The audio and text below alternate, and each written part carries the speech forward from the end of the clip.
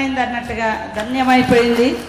ఎందుకంటే నేను రాజకీయాల్లోకి వచ్చినప్పుడు ఓడిపోయినా కానీ ఒక్కసారి నాకు సమ్మక్క సారలమ్మ దగ్గర అధికారికంగా సమ్మక్క గుట్ట నుంచి తీసుకొచ్చే భాగ్యం కలగాలని కోరుకున్నాం.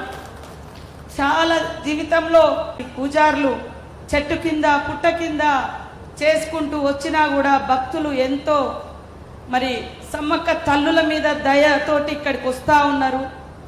అది 1000 ఏళ్ళు ఉండి భక్తుల విశ్వాసాన్ని నమ్మకాన్ని పూజారుల ఆచారాలను ఆదివాసీల ఆచారాలు సాంప్రదాయాలు కొనసాగించే విధంగా ఈరోజు మన ముఖ్యమంత్రి గారు రేవంత్ రెడ్డి గారు ఒక గొప్ప కార్యక్రమం తీసుకున్నందుకు నిజంగా ఇంతకంటే మేమైతే ఆ తల్లి బిడ్డగా ఇంకేం కోరుకోవడం లేదు.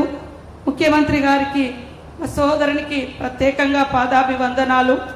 అదేవిధంగా సీనన్న గారు ఒక వారధిగా ఈరోజు ప్రభుత్వానికి పూజారులకు భక్తులకు అందరికీ బాధ్యత ఇన్ఛార్జ్ మినిస్టర్గా వారు తీసుకోవడం జరిగింది.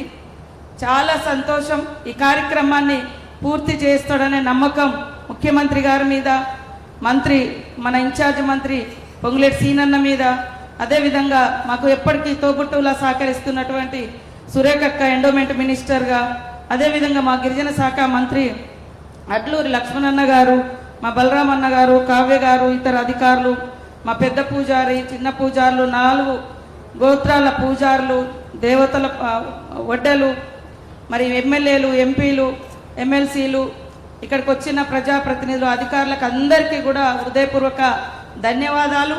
నేను ఎప్పుడు ఇదొక్కటే కోరుకున్నా, ఎప్పుడైనా ఒక్కసారి సమ్మక్కను అధికారికంగా తీసుకురావాలి అని కోరుకున్నాను. ఎందుకంటే మన సాంప్రదాయాలు మన విశ్వాసాలు మన అక్కడ నెలకొల్పాలి. అది చేసే అవకాశం నాకు ఈరోజు మరి రేవంత్ రెడ్డి గారి ప్రభుత్వంలో నాకు ఈ అవకాశం వచ్చింది. ముఖ్యమంత్రి గారు కూడా స్వతహాగా వారు ఎమ్మెల్యేగా ఉన్నప్పుడు, ఎంపీగా ఉన్నప్పుడు, అదేవిధంగా పిసిసి అధ్యక్షుడిగా వారి పాదయాత్రకు ఇక్కడి నుంచి నేను ఇక్కడి నుంచి చేస్తా అన్నప్పుడు కూడా నాకు చాలా భయం అనిపించింది. ఏమవుతుందో ఏమో, ఎట్లయితుందో, అధికారం ఏమవుతుందో, ఎందుకంటే అధికారానికి వచ్చే ముందు ఇక్కడ నుంచి చేపడుతున్న యాత్ర అని.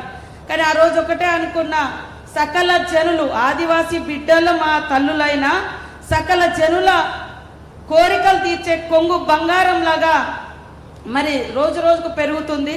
కాబట్టి సకల జనుల దీవెనలు మన రేవంత్ రెడ్డి గారి మీద ఉంటే